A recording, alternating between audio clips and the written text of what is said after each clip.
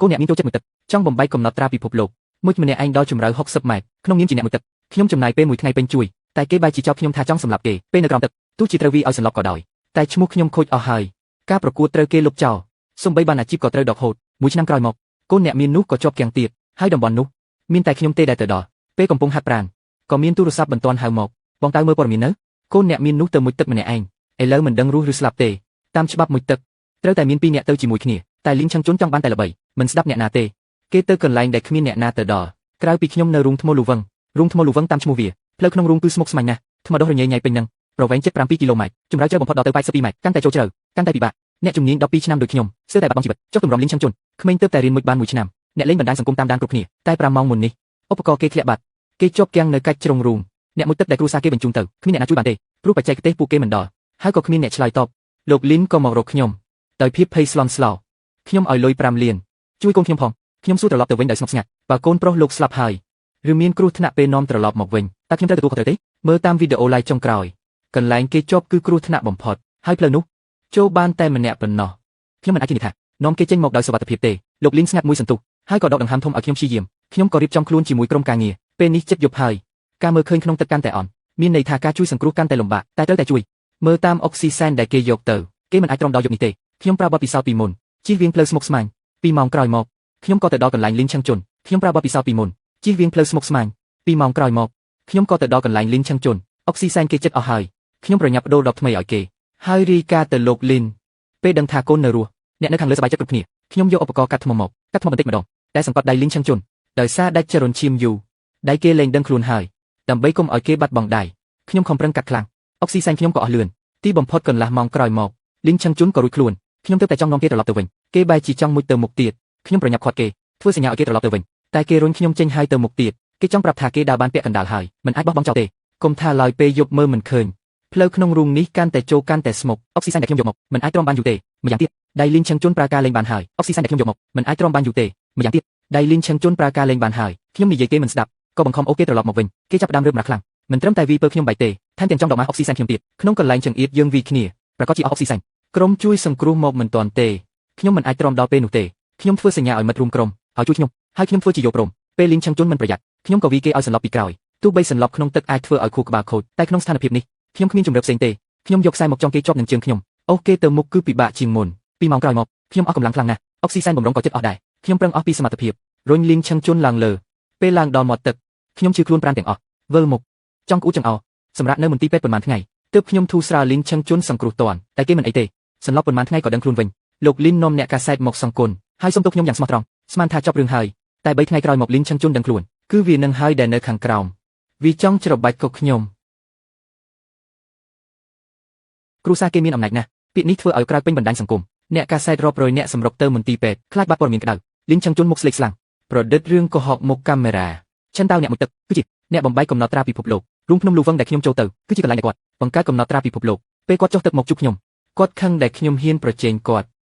់ខ្ញុំដឹងថាឆិនតៅចិត្តមានការប្រកួតអន្តរជាតិគាត់ខ្លាចគេដណ្ដើមមុខមាត់តាមពិតខ្ញុំខ្វះតែ1/3នឹងបញ្ចប់ការប្រកួតហើយតែឆិនតៅបង្ខំឲ្យខ្ញុំត្រឡប់ពេលនោះអុកស៊ីសែនខ្ញុំគ្រប់គ្រាន់កម្លាំងក៏នៅមានដែរបើមិនមែនគាត់រារាំងទេខ្ញុំច្បាស់ជាធ្វើបានសម្រេចតែឆិនតៅចង់ឲ្យខ្ញុំបោះបង់គាត់ឃុំខ្ញុំនៅជ្រុងថ្មធ្វើឲ្យដៃខ្ញុំសង្កត់នឹងថ្មស្ទើរតែពិការទៅហើយគាត់ចង់សម្លាប់ខ្ញុំចោលគាត់វាយក្បាលខ្ញុំពីក្រោយសន្លប់ក្នុងទឹកងាយនឹងខ្វះអុកស៊ីសែនណាស់គាត់ជាអ្នកមួយទឹកជំនាញគាត់ដឹងរឿងនេះច្បាស់គាត់ចង់ឲ្យខ្ញុំជប់មួយទឹកមួយជីវិតដើម្បីរក្សាកំណត់ត្រារបស់គាត់ថ្ងៃនេះខ្ញុំហៅអ្នកទាំងអស់គ្នាគឺចង់ឲ្យឃើញមុខមាត់ពិតរបស់ឆិនតៅខ្ញុំនឹងបញ្ជូនគាត់ទៅគុកពេលគេនិយាយមាត់គេញឹមចម្លែកមុខមាត់ដែលមិនទាន់ជាពោពេញដោយភាពជោគជ័យខ្ញុំនៅមិនទាន់ចេញពីពេទ្យផងអ្នកកាសែតសម្រុកចូលមកខ្ញុំត្រូវគេចំរោមលោកឆិនតើលោកយល់ស្របនឹងគេទេតើលោកពិតជាសម្លាប់គេដើម្បីរក្សាកំណត់ត្រាខ្ញុំប្រូវីក្បាលប្រាប់ការពិតដល់អ្នកកាសែតបើអ្នករកអ្នកមួយទឹកផ្សេងហ៊ានចូលទៅនឹងឃើញថ្មនៅជ្រុងនោះមានស្នាមគេកែច្នៃហើយលីនមិនសហការសោះបើខ្ញុំមិនខាត់គេស្លាប់ហើយខ្ញុំវាគេសន្លប់ព្រោះចាំបាច់រឿងនេះខ្ញុំរីកាជូនលោកលីនហើយនិយាយមិនទាន់ចប់ផងលោកលីនក៏សម្រុកចូលមកទាំងកំហឹងគាត់ចង្អុលមុខខ្ញុំឯងឈួតមែនទេហ៊ានធ្វើបាបកូនខ្ញុំបានជាឯងសួរខ្ញុំមុនចុះទឹកថាបើមានបញ្ហាតើត្រូវទទួលខុសត្រូវទេគាត់ខឹងខ្លាំងណាស់អង្គរៈជុំវិញក៏សម្លឹងខ្ញុំងាកទៅឃើញមិត្តរួមក្រុមដែលធ្លាប់ស្លាប់រស់ជាមួយគ្នាគេមើលខ្ញុំទាំងភ័យបងតាវលើកនេះលីនសំណាងហើយបើមានរឿងអីមិនដឹងយ៉ាងណាទេ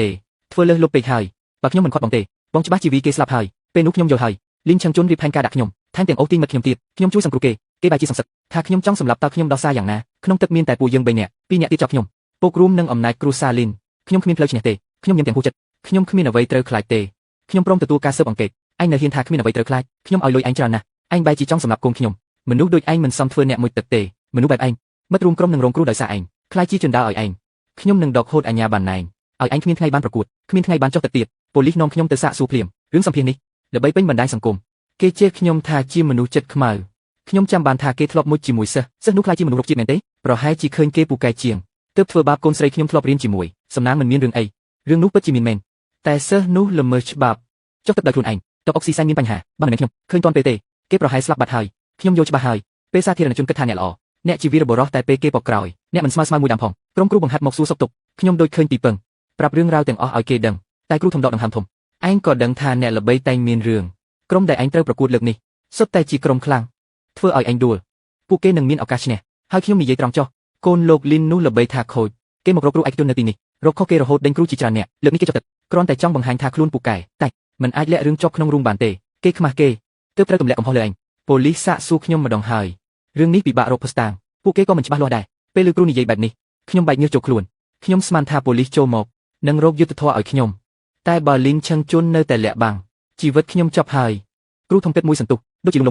កខ្ញុំនឹងចេញមុខទៅសុំទោសលោកលីនរងចាំឲ្យពួកគេស្ងប់អារម្មណ៍សិនយ៉ាងណាកូនប្រុសលីនឈឹងជន់នៅតែរស់រានមានជីវិតចុះចាញ់បន្តិចបន្តួចប្រហែលជាអាចរួចខ្លួនមកដល់ពេលនេះគ្មានវិធីណាប្រសើរជាងនេះទេបើធៀបនឹងការពិតខ្ញុំត្រូវតែការពារខ្លួនឯងសិនដូច្នេះខ្ញុំក៏រកមេធាវីម្នាក់ហើយក៏សុំទោសគ្រូសាត្រកូលលីនតែលោកលីនមិនព្រមជួបខ្ញុំសោះលីនឈឹងជន់កាន់តែក្រអឹតក្រទមប្រកាសថានឹងធ្វើឲ្យខ្ញុំរងកម្មវីដេអូសុំទោសរឿងវីគាត់សន្លប់ត្រូវបានគេបង្ហោះតាមអនឡាញលើកនេះរឿងរ៉ាវកាន់តែផ្ទុះខ្លាំងអ្នកលេងបណ្ដាញសង្គមភាគច្រើនគិតថាខ្ញុំសុំទោសព្រោះតែខ្លាចទោះមានអ្នកគ្រប់គ្រងមួយចំនួនតូចជឿជាក់ថាមានរឿងលាក់កំបាំងតែនៅតែចាញ់ក្រុមអ្នកវិប្រហារគ្រូបង្វឹកគិតមួយសន្ទុះដូចជាលងខ្ញុំបន្តិចថាខ្ញុំនឹងចេញមុខចរចាសុំទោសលោកលីនរងចាំឲ្យពួកគេស្ងប់អារម្មណ៍សិនយ៉ាងណាកូនប្រុសលីនឈឹងជន់នៅតែរស់រានមានជីវិតចុះចាញ់បន្តិចប្រហែលជាអាចរួចខ្លួនមកដល់ពេលនេះគ្មានវិធីណាប្រសើរជាងនេះទេបើធៀបនឹងការពិតខ្ញុំត្រូវតែការពារខ្លួនឯងសិនដូច្នេះខ្ញុំក៏រកមេធាវីម្នាក់ហើយក៏សុំទោសគ្រូសាត្រកូលលីនតែលោកលីនមិនព្រមជួបខ្ញុំសោះលីនឈឹងជន់កាន់តែក្រអឹតក្រទមប្រកាសថានឹងធ្វើឲ្យខ្ញុំរងកម្មវីដេអូសុំទោសរឿងវីគាត់សន្លប់ត្រូវបានគេបង្ហោះតាមអនឡាញលើកនេះរឿងរ៉ាវកាន់តែផ្ទុះខ្លាំងអ្នកលេងបណ្ដាញសង្គមភាគច្រើនគិតថាខ្ញុំសុំទោសព្រោះតែខ្លាចទោះមានអ្នកគ្រប់គ្រងមួយចំនួនតូចជឿជាក់ថាមានរឿងលាក់កំបាំងតែនៅតែចាញ់ក្រុមអ្នកវិប្រហារត្រកូលលីនប្រហែលជាជួនអ្នកវិប្រហារកាន់តែខ្លាំងៗជាច្រើននាំគ្នាជេរថាមេរៀនខ្ញុំខ្លាចហើយពិបាករៀនថែមទាំងចរិតអួតអាង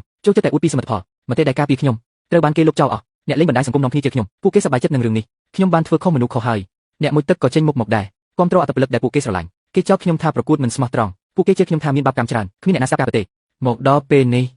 គេជឿតែអ្វីដែលគេចង់ជឿសូម្បីតែមិនរួមការងារក៏ត្រូវគេចោទថាស្រឡាញ់ខ្ញុំដែរក្រុមទីផ្សារនាំគ្នាបង្កចំនួនខ្ញុំគ្មានភស្តុតាងបញ្ជាក់ភាពស្អាតស្អំមានតែគេប្រមាថលីនឈឹងជន់សម្ពាធប៉ូលីសឲ្យចាប់ខ្លួនខ្ញុំឲ្យបានឆាប់គាត់ចំណាយលុយជួលប្រព័ន្ធផ្សព្វផ្សាយដើម្បីបំផ្លាញជីវិតខ្ញុំរឿងរ៉ាវកាន់តែរីកធំដូចភ្លើងឆេះគ្រូបង្វឹកមិត្តរួមការងារគ្រូសាសុទ្ធតែរងផលប៉ះពាល់ឃើញគ្រូសាដែលធ្លាប់មានមោទនភាពត្រូវគេប្រមាថពេកខ្ញុំទ្រាំមិនបានទេខ្ញុំសម្រេចចិត្តសង្លុយ5លានហើយប្រកាសឈប់មួយទឹកទៀតការសម្របសម្រួលនេះធ្វើឲ្យគេថាខ្ញុំទោះប៉ូលីសរកភស្តុតាងមិនឃើញហើយដោះលែងខ្ញុំក៏ដោ